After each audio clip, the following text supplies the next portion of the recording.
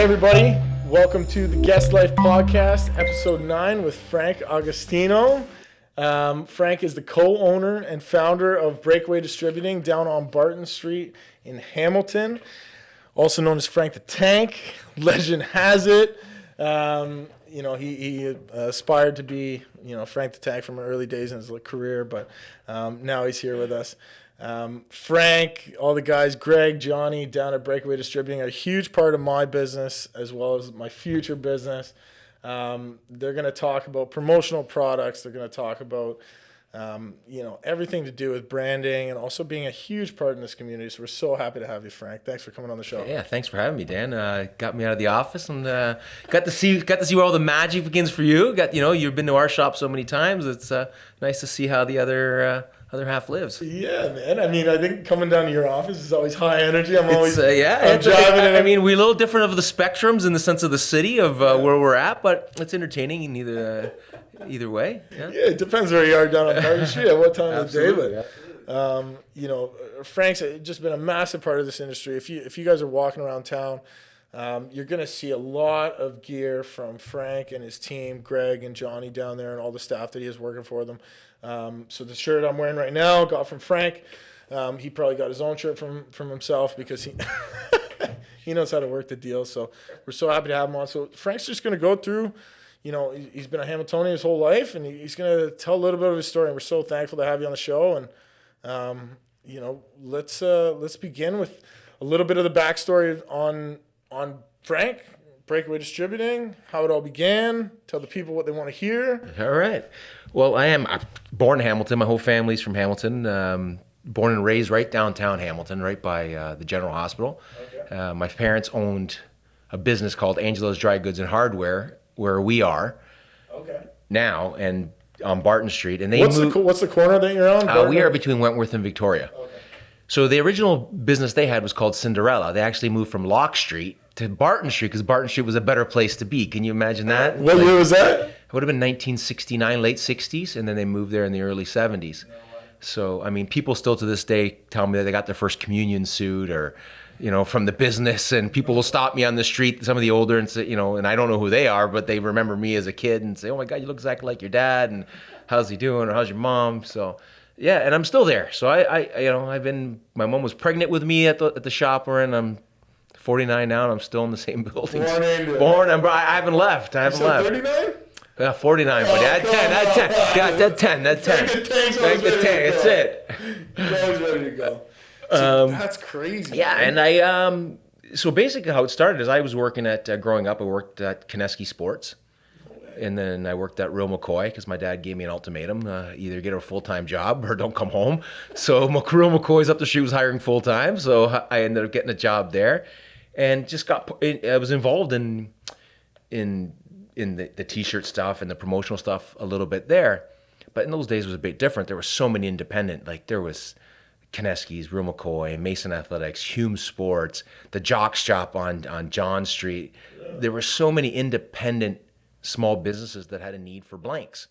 So I started So just for the straight blanks. People were printing their own stuff. Like there was people with heat seal. It was. So I started an account with Fruit of the Loom in those days. My dad had a little building, and I rented it off him, and I took some of my money that he lent me, and I bought a bunch of blanks. And I would drive around in a little Honda Civic wagon, and I would just go around knocking on all these people's doors, and the fax would come in, and I'd deliver them in the morning, and I did that, and couldn't afford heat, so I had no heat, so I'd sit there with my coat on in a little shop, a little warehouse, just a few doors down, and then it just snowballed from there. Like Greg, my partner, who was also my cousin, worked for me in the summer, so he started working for me March break, and it just became an amazing fit. Wow. The two of us, other than being cousins, I mean, it was a great fit. Like he was. Yeah, just because your family doesn't mean you need to be partners. That's right. Yeah. Like partners, it just worked. And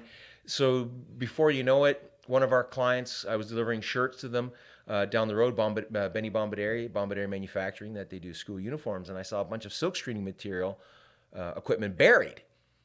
And I asked him what he was doing with it, and he said, I don't know, nothing. I said, well, I can't afford to buy it off you, but I said, I'll make you a trade. I said, I'll take that at whatever price you want. I said, but I'll print your stuff, and we'll knock it off the price. So we took a class at Dundas School of Arts, Greg and I, together at night to learn how to silkscreen. And I thought you were gonna say sew. No. Sewing is one thing that we never really mastered. We managed to put a few numbers upside down, but sewing, not so much. And so we started to learn how to silkscreen. And then we started, some of the clients that I was selling blanks to said, "Oh, you guys do silkscreening. Will you do our silkscreen?" I'm like, "Yeah, sure." So it was kind of a learning on the as you go. Yeah. And then, we hired a person to work that because we were getting too busy. Wow. Then we bought a 4-head embroidery machine. And we used to do the Around the Bay road race. And it was supposed 7,000 pieces. But if anybody knows anything about embroidery machines, there's no fast way of doing stuff. The logos are based on stitch count, and every stitch count, it could run for 10 minutes. So this logo was a big logo. It'd run for a good hour. Really? So to do 7,000 shirts for the end of March, we used to start in January. So we do shift work. So it was just Greg and I. So because I just had my firstborn, it was easier for me to come in at night and watch my kid all day while my wife slept. So I would go in from 7 at night till 7 in the morning. Greg would work from 7 in the morning to 7 at night. And then during the day we'd print other jobs, and at night we'd print the Around the Bay to get it done. Did you have employees at this point? We had no employees at this time. So you and Greg. So it was just me and Greg, and then we started bringing in someone just to run the embroidery machines. Then we hired Watson, and then it was just, and then. So for the embroidery machines, just so the clients that don't know, I've been down to in his shop where the magic happens. I've seen it happen because I always ask for the weirdest things on the weirdest things. So I've had to kind of inspect them. But so for everybody that doesn't know, like, what does an embroidery machine look like? Do you one piece at a time? Is it 5 at a time? Is it 10 at a time? How does it work? This one is the only one that we could afford at the time. So it was a complete rip-off of a name brand. It was called an SWF.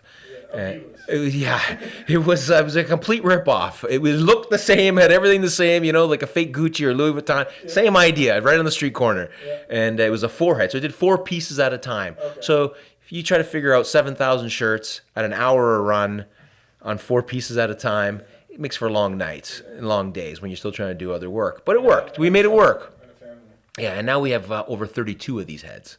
Wow. So, and that's wild. And printing manually to 2 fully automatic printers. So it's and the interesting thing I find about your business is where it looks like your door is. There's it's way bigger than it looks like. Well, you see the signs, and then there's a couple unmarked rooms. Yeah. Pre-COVID, we were 27 employees.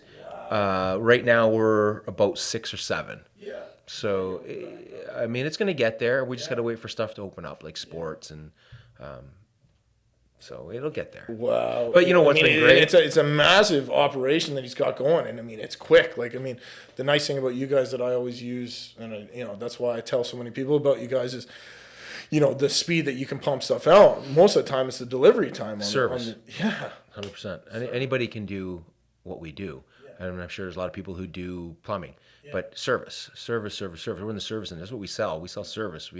Yes, we sell shirts, of course, but service is the absolute key. Number one. Take care of your customer, or else somebody else will. Yep, exactly, and it's a great model to have. Yeah, absolutely. Yeah. So from how you guys started to now, what was the big transition in terms of taking that leap with employees and also kind of widening your customer base? And I think the reason why it worked for us is because we did it so gradual. We didn't have a master plan to say, tomorrow morning we're going to have 10 people and we're going outside and buying an automatic. So we bought a manual printer and we printed ourselves. Then we went to 1 employee, got a second manual printer, 2 employees, and slowly built it up. And I think this is the reason why we were able to do what we do today, is because we didn't go crazy and start borrowing money like lunatics and trying to buy stuff. We did it gradual. We got to a level, we need to step it up. Got to another level, step it up again. And that's why we keep having, because we just keep moving over in buildings. We just keep running out of space.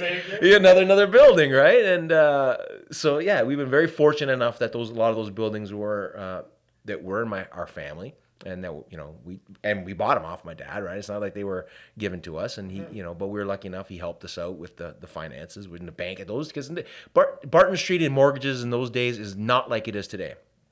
They were not giving money. Your business is where? On Barton Street? Forget it. good luck. Really? So trying to borrow was tough. Like getting insurance was tough. Really? It was very tough. And how do you find it now that the city's, adapting and transitioning to, making Barton Street more of a place to be? Well, Dan, like I said, I've been born and raised. So I've been down there my whole life. Like my parents had the store there. So I've seen it from its hiatus to the best when it was independent store after independent store, from that whole strip to the Barton bus, lineups out front of our shop to get on a Barton bus. There was coming every 5 minutes. This, the peak of Stelco and DeFasco, to the demise, to the storefront apartments, to the prostitution, and now it's coming back. We're seeing this young people like yourself that are just like, yeah, we're doing this, right? They're buying up buildings, they're fixing it. COVID's put a little bit of a damper in it because a lot of stuff was opening up. Great little bars and pubs and vegan stuff, like amazing. Johnny and I would go up and down for a walk and grab a coffee, and you just weren't doing that before, like because there was just nothing to go to. But they're there, and it's awesome. We just did a little tiki bar down there that's got amazing Chicago style pizza. Yeah, like the Dirty South. Yeah. Like unbelievable. And they've been so awesome with us during this. Like some of these small, honestly, if it wasn't for small businesses right now, I don't know where we'd be with Breakaway. Yeah. Because they're the only ones that are buying. Yeah. They're the ones that are buying. No Walmart's buying from us. Yeah. But the Dirty Souths of the world, yourself, like all these small businesses are the ones still supporting the economy. Yeah. Kudos to everybody who helped us out there at Breakaway that's been buying. Thank you so much. It's unbelievable. Well, and you know what? I think one of the biggest things that I identify, especially in the community stuff, is the community leaders and giving back. So, Frank and his team are always at the events that you need to be at, and always giving back, and always sponsoring holes and stuff like that. And I think when you're in a small business looking at growth and expansion, one of the things that we like to see is not only you offer the service, and you're a good guy, and you're Frank the Tank, and you can pound some beers when he needs to, but when it comes down to business and being a part of the community, especially during certain times, is leading the way. Not just following, but leading the way. And I think you guys are an amazing business that supports that. Yeah, we try. It's hard, as you know. It's hard because there's only so much money, right? And there's only so many things you can. But even the mask initiative that you guys are doing. And that was the other thing too. The masks. Hamilton Health Sciences reaching out and giving us some specs and thinking it's not going to work. And next thing you know, we're shipping out 30,000 masks to our frontline workers. It's who would have thought this little shop on Barton Street is producing masks, one of the craziest time in our lives, and 6 months before was printing Raptors and Toronto Maple Leaf stuff. People probably drive past, there's not a chance that this doesn't, but we're doing it. Yeah. And we're getting it done. With a smile. With a smile. Yeah. Love it. And I'm a Leaf fan, so it's even better for me. Got to handle those shirts, right? It's awesome. Yeah. That's good, man. So tell me, we're going to go back a little bit because he said this right before the show. I get the privilege of talking to all these people right before I get them on the show, and I think that's what's one of the benefits. It's a little selfish of me to do, but I do it anyway, is how he transitioned from, you skipped over it pretty quick, but you used to work from 7 p.m. to 7 a.m. on shift work so that you could take care of your kid when your wife had your firstborn. Absolutely. It was just easier because so explain that. Well, because he was born in November, and November 25th, in November, so he was only a month and a half old when we were starting to print all these shirts. So my rationale was, well, she's going to be up all night with him, so there's no use of me being home. I might as well work all night, and then when I get home at 7, I'll watch him till 2 or 3, and then go to sleep, and then go back to work. So I just thought it was... 2 to 3. Sometimes I was lucky. My wife's pretty good. Sometimes I got a little bit more than I needed. Yeah, but that went on. That went on to about the end of March, from January to the end of March. I think it's crazy, and I think we talked about it again before the show. Was how I remember when I met you guys, and especially me being naive in business, was oh, you got to go down to Breakaway, and then going down to Breakaway and getting that experience where they took my logo from a digital logo, if anybody's seen it before, to being able to be screen printed, being able to be digitally printed, being able to be embroidered on hats. Johnny butchered it the first time, but I thought it was sweet. But how it's developed is Johnny. But how it's developed, and I think one of the biggest things is when you're noticing brands, especially, right? You're wearing a Lacoste shirt. I'm wearing a Nike shirt. I call it a Guess shirt, but it's not. It's a Nike. And kind of what branding can do for an industry. Because I remember coming in when you guys were like, wow, he's buying Nikes. Well, yeah, because, our industry was just T-shirts and sweatshirts and the cheapest golf shirts you can find. Then you got a guy coming here and he wants nice shirts. And then people see it. And then we're like, well, wow, maybe there is a market for it. And, and then you start saying, hey, this guy from Dan, Guess, he bought these and they look fantastic. Here's a picture. And they're like, well, they look really good. I'll get one of those too. So yeah, this is actually from our shop. No, I know it. This is from our shop. This is one of our brands that we have. And that's, and people will say, where'd you get it? I'm like, well, we can get that for you. I won't put a little brand in there, a little tone on tone, right? I mean, honestly, a lot of the stuff that we sell, that we push in our shop, is not because it's someone came to us and said, we're going to give you a better price on it, so push it. It's stuff that we've actually worn. Yeah. It's stuff that we'll have at the shop that I've worn myself, a jacket, a shirt, a hoodie, and we'll wear them ourselves. I think, if I like it, then that's where we'll go. Like, well, that'll become something that we'll, people come in and we'll say, try this. I've worn it and go for it. And talking to the people out there in terms of promotional products, how much of an impact do you find branding creates on industry? Oh, I think it's everywhere. It has to. You have to do it. I mean, it's every. Your cup has branding on it. Yeah. Everywhere you look, there's branding on it. Everyone wears a T-shirt. Go to the gym. Everyone ain't topless. Yeah. There's a brand everywhere, right? If you go, the way I always told people, if someone comes knocking on your door, and they have a nice uniform on, the chance of you wanting to speak to them are a lot better than someone showing up and their shirt's hanging out and their shirt's ripped and it's got no branding on it whatsoever. You'd think this guy's here to rob me. They could be the best company in the world, but you got to be. It has a professionalism, the branding. It doesn't always have to be in your face. It could be subtle. We've done a lot of tone on tone, like color on color for you. Yeah. But I think branding is important. Absolutely, it's association. Huge. Yeah, it's huge. And do you find in your industry a lot of people are going towards it now? Like, do you find yourself? I see people going the higher route, which I never thought. We're starting to see more of the Under Armours and the Nikes, and people are buying the Oakleys and Pumas now, where people would have just wanted the $6 Gildan cotton golf shirt. Yeah. People are spending money. Like, people or they want nicer stuff because they're starting to realize, hey, my guys look good. Yeah. They look like a crew. Yeah. A guy cleaning the window, and they all have the matching shirt on with a nice big logo on the back. Well, who's cleaning the windows. Yeah. Easy. And brand awareness is massive. It's huge. Massive. It's absolutely. So how did you take it from, trying to, start the business and, taking it over from, yeah, it's your dad's location, but it wasn't your dad's business. You know what I mean? It's your business. Yeah. So, and now you're saying, making Raptor shirts and Leaf shirts and stuff like that. Like, how do you... Talking relationships in the community, listen, this isn't a joke seeing him at every golf tournament and event. These are charitable dinners and stuff like that where, you get invited because you've donated and you're being a part of the community, not just because you like to booze and go golfing. How did you find yourself in those positions to get contracts like that, especially with Hamilton Health Sciences? Like, when I heard that, first of all, I wasn't surprised. Right? I knew 100% that you'd be doing something. When I reached out, obviously, you just explained that you were. But kind of taking it to that next extreme, like, how did you start from, the little shop on Barton Street to making those connections? It goes back to the service and then the word of mouth. And people, the good news travels fast, right? And you meet so many people where we are that you did such a great job for them. It might have been only 3-4 shirts you did for their kid's birthday. And then it just snowballs, and that's how it ends up happening. Like, you help our Molson account. How it started was a Molson rep came down, and he needed something done really fast. That somebody dropped the ball on him. We fixed it, got it out, and next thing you know, we have 40 Molson reps that we do stuff for.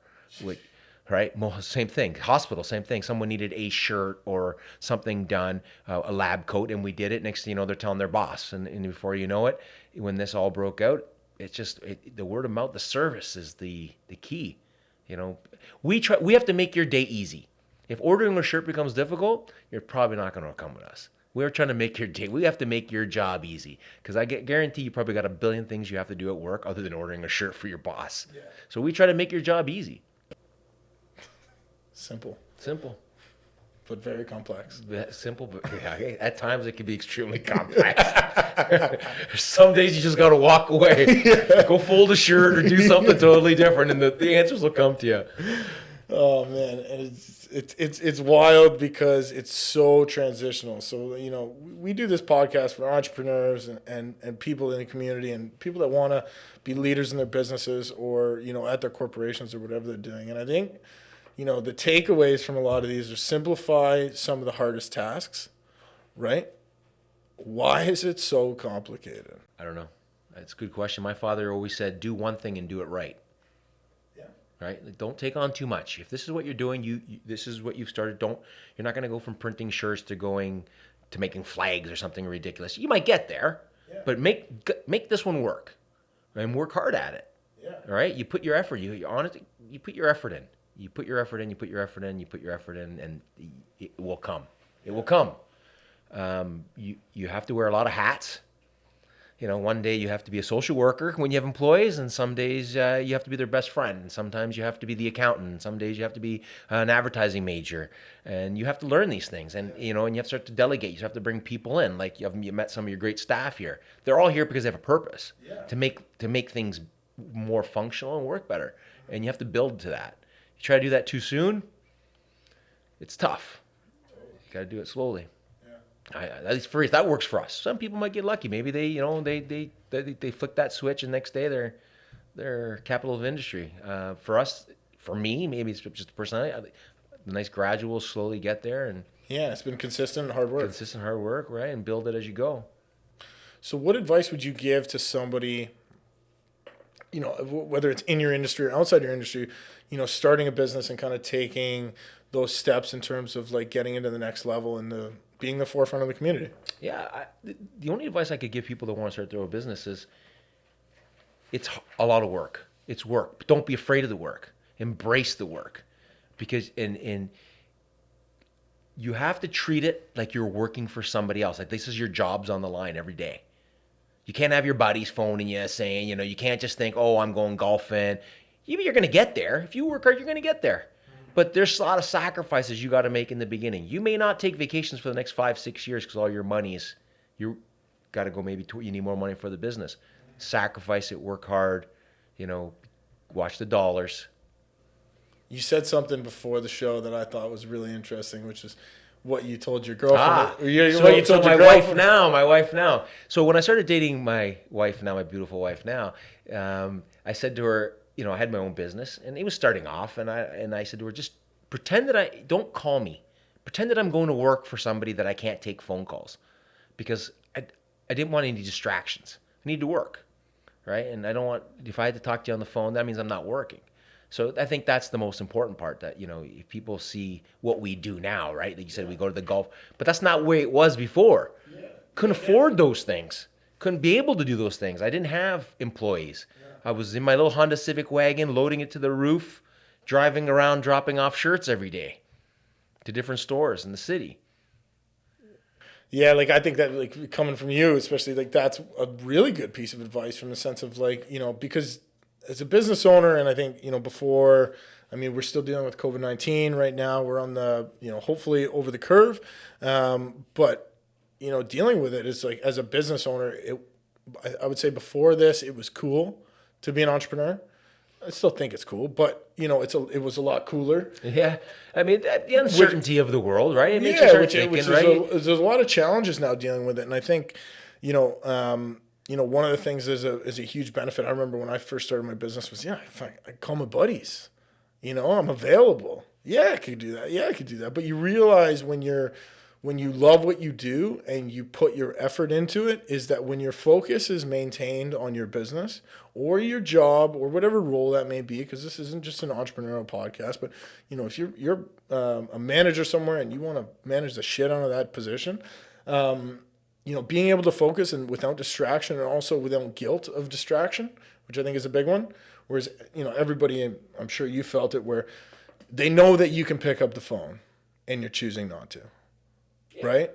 But it's your choice. And I think that's the difference where I thought that was a great, treat it like you're working for somebody else. Treat it like you're working. I'm telling you. And it's, if you don't want to get fired, right? So the same thing. Like if you want to waste your time talking on the phone for something that's really unnecessary. Yeah. And even to this day, like my you know, I got a little more time on my hands, so I take a few more phone calls, but not as much as, I don't sit there and, like I don't give my phone out whenever people phone me at work. Real good friends will call me, but I mean, but still treat it like it. I still get up there and go to work every day, even during COVID.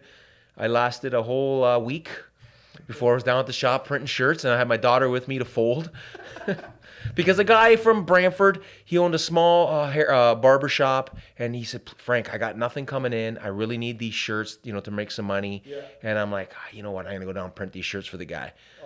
Screwed up a few, but I knew where to get some more. Yeah. And, and we printed them, and my daughter folded. We went down there for a few days, and we got it done. And he was happy, and yeah. So now that you're... Got a delivery in the truck right now once I leave here, I'm not going to lie. Yeah, no, it was for me, man. I could have checked. I didn't even know if you had it. Yeah, I did, but whatever. Oh, did you? Well, I don't know. We got to fucking talk to Johnny. I'm blaming Johnny. He knew I was coming. Yeah, someone had to say something.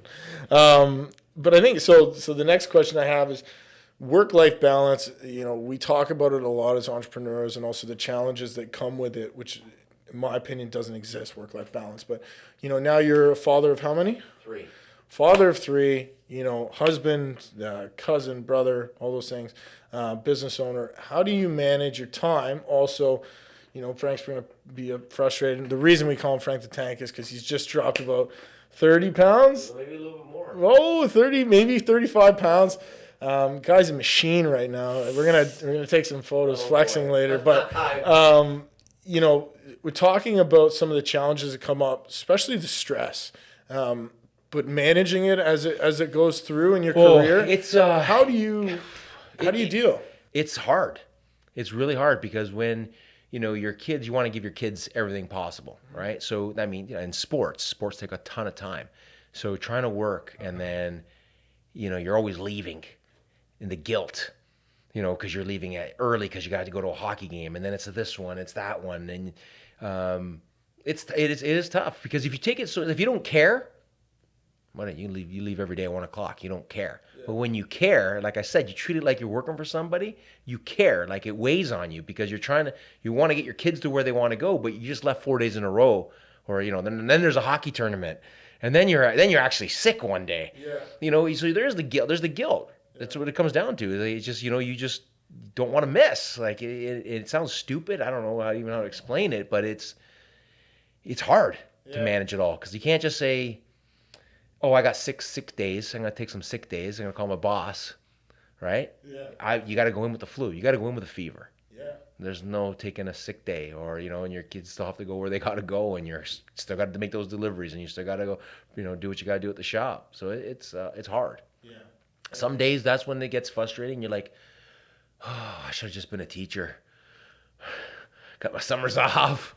I get my paycheck, I got my pension. I got nothing to worry about. Yeah. Right? And they're like jumping through the screen right now saying like, you don't know what we have to do. I mean it with all good fair and all. And a lot of my family members are teachers. But you know what I mean? Like sometimes maybe it was just better to get a job. Sometimes you think, because you know what? I can just book that day off.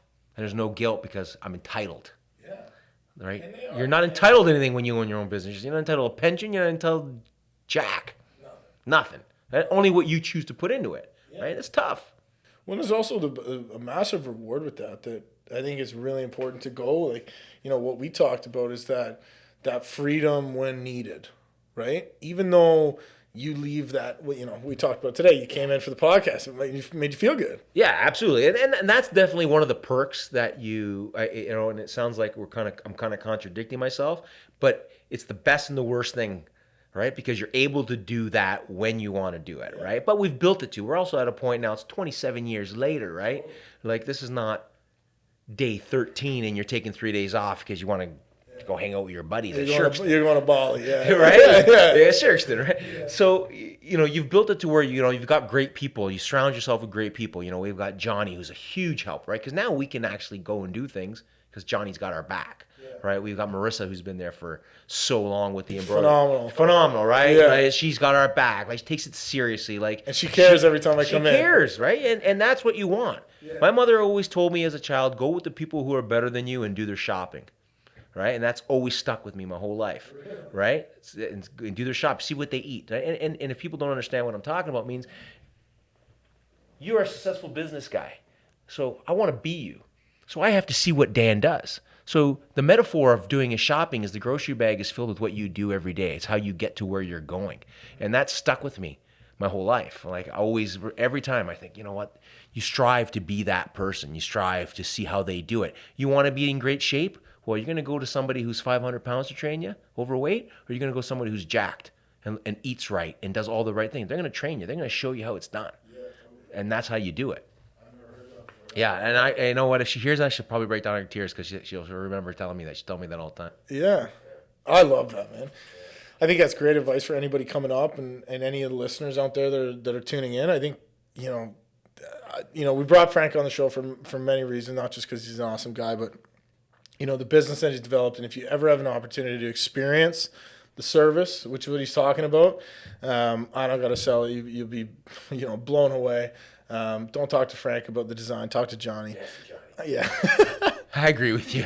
See, Johnny, you want to have a good time, a good laugh, and you want to be, call me. I'll come in for the meet and greet, and we'll pass you on to Johnny and Marissa. No, we're good. We're good. But yeah, you know, one of the things is that anybody you deal with on your team is phenomenal, and you've really built it up. And, you know, you're a huge part of the community and the industry. And I think, like, you know, anybody that's getting into the entrepreneurial space, branding is so crucial to success. One of the things that I look at is, you know, if you own a business, you need to know or be a marketer.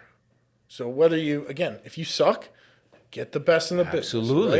Right? Marketing, every brand is a marketing company because, you know, you have to market yourself if you want to grow. If you want to stay stagnant and you want to do word of mouth, that's fine too. But, you know, if you want to scale a business, marketing and branding is absolutely everything, and coming up with that good service and that great product. So, you know, I think try the service. Yeah, your insight's been fantastic today. Man, I appreciate it. It was great. I love it. Anytime you give it, I'll come back. Let me know. Yeah, he's ready to go. Maybe me down another 10. You never know. Right? We'll do some push-ups. A little push-up contest in here. We're doing one after this right now.